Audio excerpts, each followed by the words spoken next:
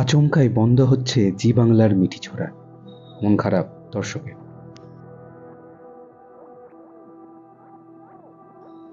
বর্তমানে যেখানে ধারাবাহিকের মেয়াদ 3 থেকে 4 মাস, সেখানে প্রায় 19 মাস ধরে দর্শকের ভালোবাসা পেয়ে এসেছে জি বাংলার এই ধারাবাহিক, যার নাম মিঠি ছোড়া।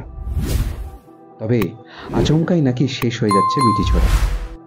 জানা গেছে গতকাল অর্থাৎ 25শে জুন শেষ শুটিং হয়ে গেছে এই ধারাবাহিকের। রায় ও তার 3 বোনের গল্প নিয়ে এগিয়ে চলেছিল এই ধারাবাহিকের গল্প, যার শেষ শুটিং হয়ে গেল। আরাত্রিকা অর্থাৎ রায় চরিত্রে যিনি অভিনয় করছেন, তিনি বললেন প্রতিদিন 14 ঘন্টা করে রায়ের চরিত্রে থাকতে থাকতে তিনি যেন একেবারে রায়ই হয়ে উঠেছিলেন।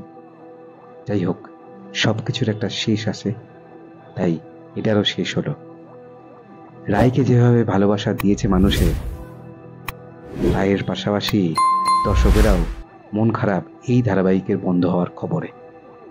এখন দেখা যাক রায়কে আমরা আবার কোন রূপে কোন ধারাবাহিকে পেতে চলেছি।